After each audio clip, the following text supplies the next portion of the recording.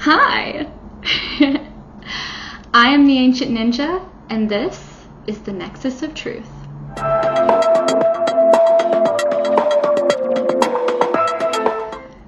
Today's topic is something that I've been doing quite a bit of research on these past few weeks.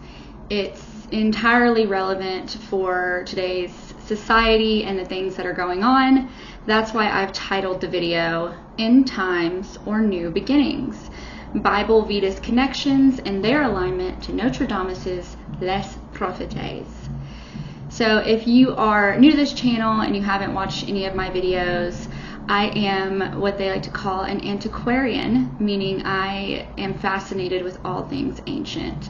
I enjoy studying ancient texts and just kind of putting my own perspective on the deciphering of the words and the way they're interpreted.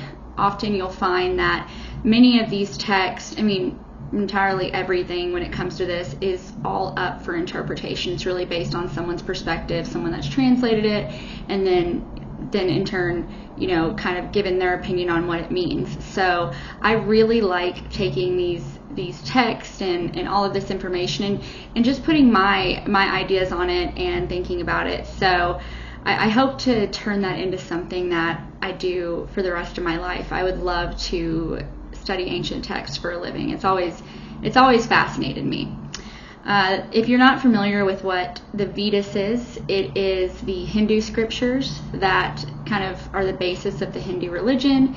And of course, Nostradamus is an ancient, he does ancient prophecies. So he was kind of a prophet of his time. And the Les Prophéties is one of his books that has a bunch of his prophecies that are in it. Many things that he has said has come true. So I'm really excited today to get into the things that I found about his predictions that align with our current times and also kind of tie into the connections I found through the Bible and the Vedas. Now, of course, when I'm talking about the Bible, it's the classic Bible that we all know, the Old Testament and the New Testament, and I'm going to be kind of going over some different points in both of those. And I want, when I'm kind of putting this together, I want it to be clear that I don't know how many people may have came up with or connected the dots on some of these things. I know I've done tons of research, and there have been a couple people that seem to be able to put these things together. So I'm not in any way trying to claim that I'm the only one that sees it, or that anything that I'm talking about is a fact or is going to come true, or any of those things. It's just things that I find interesting that I want to point out and kind of bring to the attention board so people can say, let me think about that. Okay, so I'm going to kind of first start with the Bible Vedas connections. Now, it's important when we're understanding the way these two connect that we go all the way back to the beginning. In the Bible, there's a classic story of Cain and Abel. This is one of the oldest stories of all time. Everyone essentially knows this story. It was the first murder. Now, whenever Cain was kicked out, he was exiled for killing Abel. He was said to have been sent east of Eden, which many scholars believe it was the Indus Valley at that time, which is now modern-day India. Now, the things that I'm about to mention are actually theories that I found from someone else, and I'll link that article below, and I found them very interesting because I've always kind of seen certain similarities between the Vedas and the Bible, and it's really interesting that someone kind of put together the idea of this, but I want to just talk about it as well and give my thoughts on it. So Cain, after he was expelled, he was, believed to have been sent out east of Eden to the Indus Valley, and that's where people kind of speculate that he may have been the founder of Eastern religions.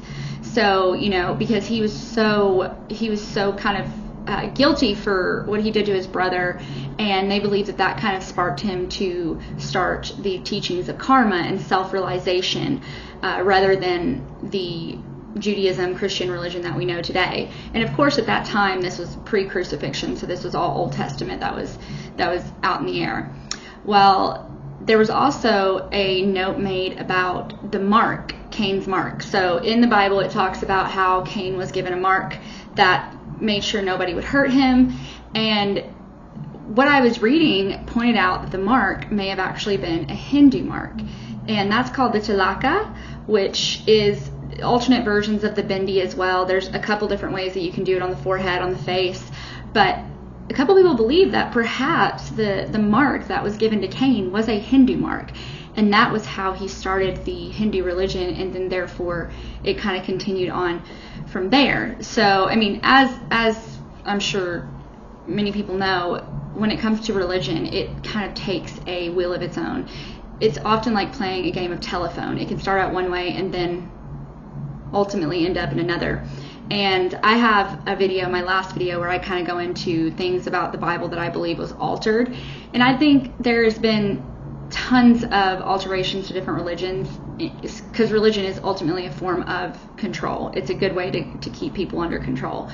So it could have started out a certain way with Cain wanting to redeem himself. If that story is true, if Cain and Abel are even exactly what they say it is, and then Hinduism could have turned into something else. So I thought that was a very cool theory, that Cain could have actually been the start of Hinduism.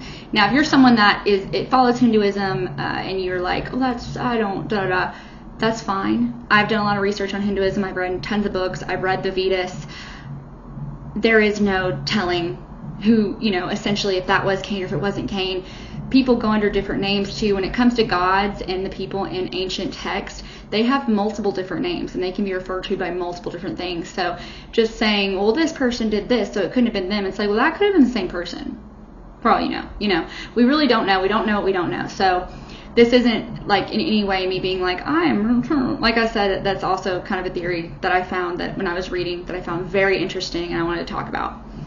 Now, what I'm going to get into is the connections I found with the New Testament and the Vedas. Now, the New Testament is obviously post-crucifixion, after Jesus.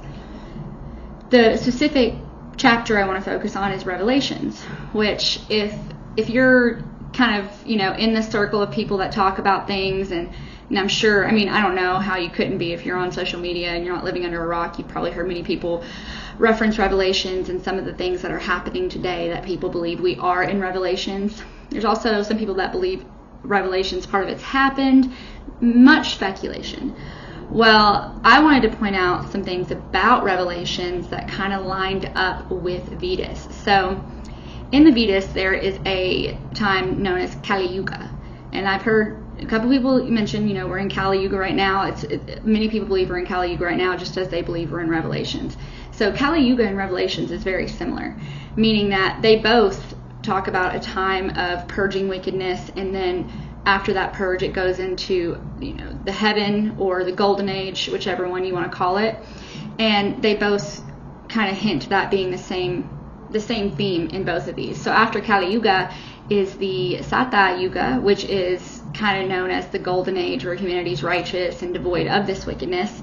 And then, of course, after Revelations, it talks about how humanity goes into the heaven, the lifelong heaven, where we're heaven on earth. So those are just the similarities in both of those that say, okay, both of those are claiming we're in this time, they believe we're in this time, they believe we're in this time, and both of those have the same common theme, where they ultimately end up in euphoria. Now, in the Kali Yuga, it talks about that when this purge is happening, this final battle, so you say, that the god Kaliki, or the avatar Kaliki, which is the Vishnu Krishna avatar known as Kaliki, rides down on a white horse, his horse Devada, and it's a noble white steed, and he is said to come down from heaven brandishing a fiery sword. Now, when I heard this and I read this, I was like, that's very interesting, because in Revelations, it talks about, at the beginning of all of this, the four horsemen. Of course, the four horsemen of the apocalypse. The first one being the Antichrist, and what does he ride down in? A white horse. That's like classic white horse. So this makes you think either one of two things. These are both just depicting the same story, that when this major final purge of of all of the bad things in the world is happening, this person riding a white horse is going to be the common theme. Or it could imply that perhaps the Hindu avatar Kaliki is the Antichrist. Now, I know if you're listening to this and you're more prone to Hindu roots, or you're more prone to that, you're going to be like, what are you trying to say? That the Hindu... I'm not trying to say anything. I'm merely pointing out that there could be a chance that the Antichrist they're talking about in the biblical text is this Hindu god. Now, I'm going to go into in a bit some of the similarities between the monster or the beast or whatever that is described in Revelations that could actually be a Hindu god. It could be referencing a Hindu god.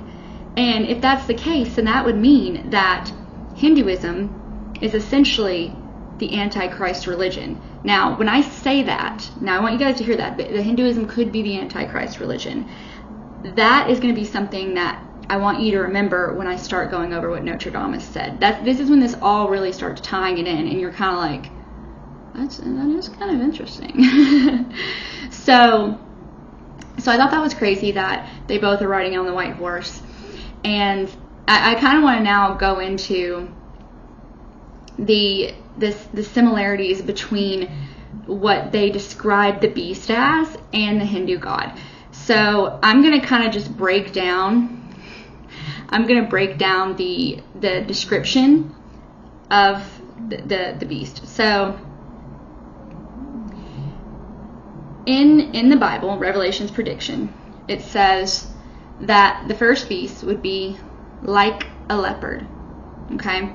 Like a leopard. Feet like a bear. And mouth like a lion. Okay? Now let's break this apart. Like a leopard. If you look right next to India, there is the thing called Bay of Bengal. It's like the body of water. It's what they call it right next to India. What's a Bengal? It's a type of leopard. Okay? Like a leopard coming from the sea. So what if like a leopard is not an actual beast coming from the sea? It's implying a place, aka India. Because that's where the Hindu religion is most popular, right? Hinduism is 86% of people are Hindu in India. So, like a leopard, Bay of Bengal. Feet like a bear. Barefooted. There's a lot of, if you look in India and you look up Hinduism, the religion, they all like to go, and I'm not saying this isn't like they, like I'm using it as a majority in sense, but if you look up a lot of things about Hinduism in India, many people like to go barefooted. It's like kind of a part of the religion, and there's been like requests to be barefooted and for people to be able to be barefooted at certain meetings when it comes to India and their religion. So is it possible that when it says feet like a bear, it actually just means barefooted? Now, you think like, oh, it could mean like feet like a bear, like an actual bear's feet. But when you read these ancient texts, it's important to remember that not everything is literal. In fact, I would say most of it isn't. So thinking that feet like a bear just means simply barefooted, it's like kind of a Yoda way of saying it, isn't too far-fetched. So we got like a leopard, Bay of Bengal, feet like a bear, barefooted, and then mouth like a lion. So if you look at India, their kind of national symbol, their, I don't want to say mascot, it's called Bharat. It's basically a lady pictured with a lion. Okay, so Vedic India, it's their like thing is like a lion. Okay, I can't think of the word right now, and I don't want to research what it's like actually called, their symbolism or whatever, their main symbol for the country. It's a woman, it's called Bharat, and it's pictured with a lion. So mouth like a lion. Now, that's the first one. Like a leopard, feet like a bear, mouth like a lion. All those lead me to kind of come up with a possible conclusion that the first beast in Revelations is referring to India. India is the beast. And as we go on, it talks about that the dragon gives it power. Okay?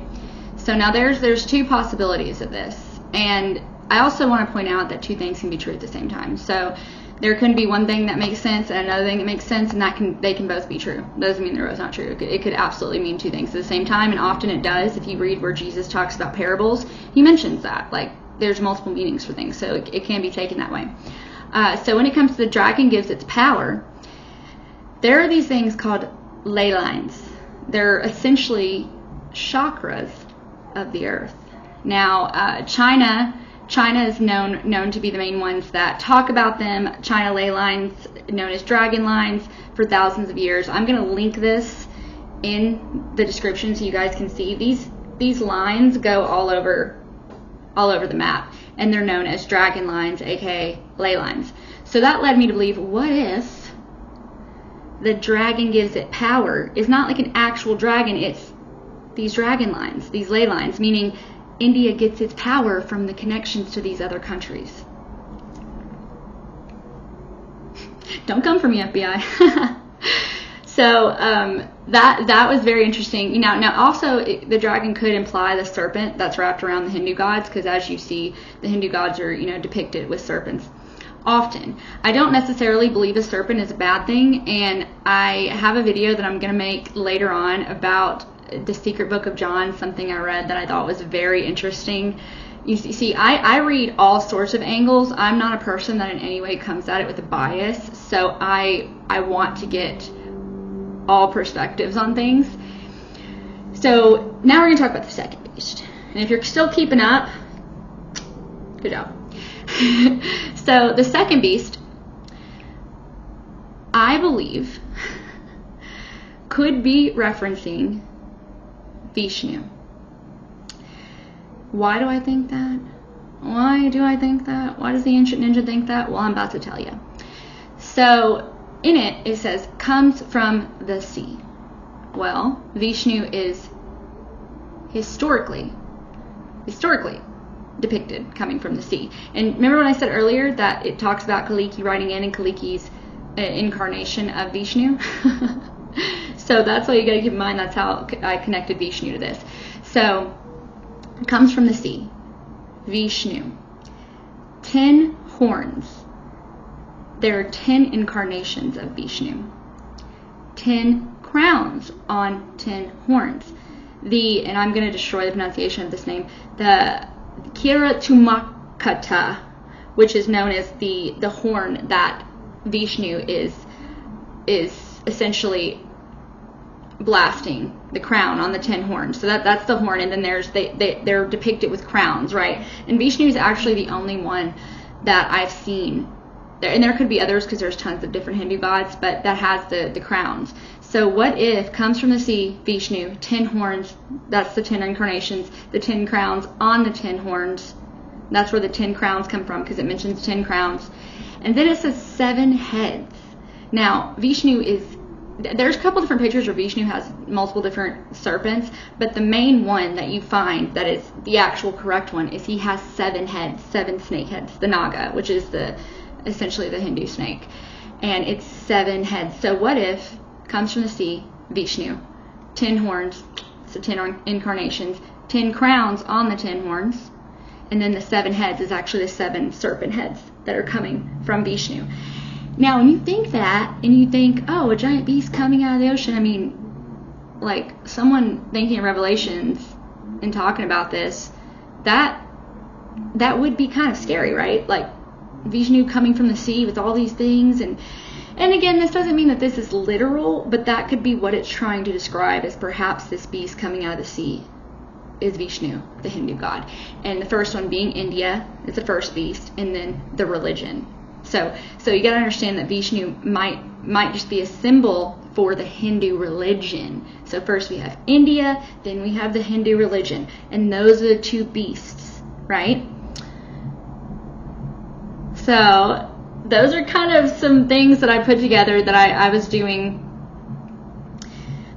some research on. Now, there's a couple things about Hinduism that I had a video where I kind of connected some stuff with Hinduism and how it's rooted in Indo-Aryanism and the basis of how it started, that, we know of, that it came from, which we just talked about earlier, the speculations that, hey, who knows if someone that's from the Bible may have been responsible for creating Hinduism. So I won't go into any of the other things that about Hinduism that's what it's rooted in and all that stuff, because I don't want to deter from this. This is specifically to talk about the end time prophecies. So we just went over that, and I'm going to literally quote everything below, put all of my things so you guys see kind of how I came to the conclusions I came to. Now I want to get into Nostradamus's predictions. So in Les Prophéties, he has a thing called the centuries, okay? And the centuries, I believe, is referencing this time. And after I say these things, I'm also going to point out some things that could possibly make sense for the revelations. But first, I want to go into it. So, in the centuries, this is what he says. India to produce a mortal ruler. Long awaited, he will not take birth in Europe. India will produce the immortal ruler, seeing wisdom and power of unlimited scope. Asia will bow before this conquering scholar. Okay? Now, mention that. Asia will bow before this conquering scholar. That is implying that this person is getting their power from other countries, aka the dragon lines. Okay, so this is all we're kind of saying, okay, so he's saying that this person's going to be getting their power and limited scope from Asia, which would more enforce that the dragon gives it its power. The dragon gives them their power. Number 2, he will have Hindu roots. From the peninsula where 3 seas meet comes the ruler to whom Thursday is holy. His wisdom and might all nations will greet. To oppose him in Asia will be folly. The peninsula where 3 seas meet. That's the Arabian Sea, the Indian Ocean, and the Bay of Bengal. Thus, the future ruler will be a Hindu from India who will bind Asia together. Now, it goes on to say that Russia will be the first of communist countries to abandon Marxism in favor of Hindu wisdom. Okay, and it goes on to say, which you guys can read it yourself. I'm going to put the link to the centuries in there so you guys can go and just read the rest of what he says. I just found it interesting that right now we're having this really big thing with Russia going on, obviously the Ukraine war, all of that, and it's kind of stating that's going to be one of the first ones that turn Hindu. Now, all of that literally just kind of goes into everything I said, with India being the one rising to power, and then Hinduism, Vishnu coming out of the sea representing the Hindu religion, right? Because Vishnu, I have a poem on Vishnu, okay? I have my book, Soul Good, which I'll link below, some shameless self-promotion there. And I actually wrote about sleeping with Hindu gods because I had a dream where I met Vishnu, which I do want to point out too. A couple of months ago, I want to talk about my dreams because I have prophetic dreams often, but I'm not one of those people that likes to call myself anything or take any kind of label of any sorts. I have dreams that come true, that happens, and I've met a lot of the deities in my dreams, which it's something very vulnerable for me to talk about, so I don't necessarily like to go into it or claim that I'm anything or know anything. But I did a couple months ago have a dream of Vishnu, and he was trying to get my attention, just touching me with his arms. I thought he was being very inappropriate, but I don't know what he was going to say to me. So who knows what he was going to say to me, what he was going to make, but I thought it was very interesting that I got that dream, and then all of these, all these realizations came to me. So I want to point out some of the things that I kind of think from this. So going over the connections between the Vedas and the Bible and Nostradamus' predictions, which we just did, I want to kind of point out, I don't want to say names. I'm not going to point out politicians' names, anything like that. But is it possible that there's a connection between Hinduism, between America, India, all these things, and end times that we kind of need to be paying attention to. Is that possible? So I had another video where I also connected the Antichrist and the Jews, the fake Jews is what they call them, the ones that don't believe Jesus was the Messiah. Their Messiah, because they believe their Messiah is still coming. I had a video where I kind of connected how that could be connected to the Antichrist, but I want to point out that in this prediction that I kind of have, that India will try to rise to power. And I was thinking this a few weeks or a couple months ago, and that was right when India started landing on the moon. If you're an Indian representative and you're watching this, they landed on the moon, and then now they're trying to land on the sun. And if you guys watched my video that Jesus is the sun, that I don't believe Jesus ever left, I believe Jesus is the sun is symbolic for Jesus, I think that might be where there's an attack on the sun. And I don't believe that we're getting the full story on everything, on the sun, on all these things. But it's kind of interesting that out of nowhere, India now, is starting to rise to power. And they actually just had a summit a few weeks ago where they revealed their new logo, which was the lotus flower that Vishnu comes out of the water on. So, I mean, it could, this could just be like nothing. It could just be them being like, hey, this is our chance. Or it could be. So, I think India will try to rise to power. If this is the case, if all of these are the case, we'll see India start to rise to power very, very quickly. We will see an Indian ruler, as Nostradamus predicted, which, if you're all watching this, we all know who I'm talking about. And I'm not, hey, these are just dots I'm connecting, okay? I'm not making these up, obviously, but is it possible that the mark of the beast, which is said that you won't be able to spend anything, you won't be able to buy, sell, however it's worded, I'm not going to do the exact wording, is it possible that that mark is a Hindu mark, meaning the taliki on the forehead, because it said a mark on your forehead. That is the exact wording that it says in Revelations, a mark on your forehead. Is it possible that the mark of the beast is a taliki or a bindi, and then it mentions on your right hand? In Hindu religion, they have this thing called the Hamsa, which many of you have seen it. It's like, it's supposed to ward off evil. It's like the classic Hamsa. I'll put a link below if you don't know what I'm talking about. The Hamsa is the right hand.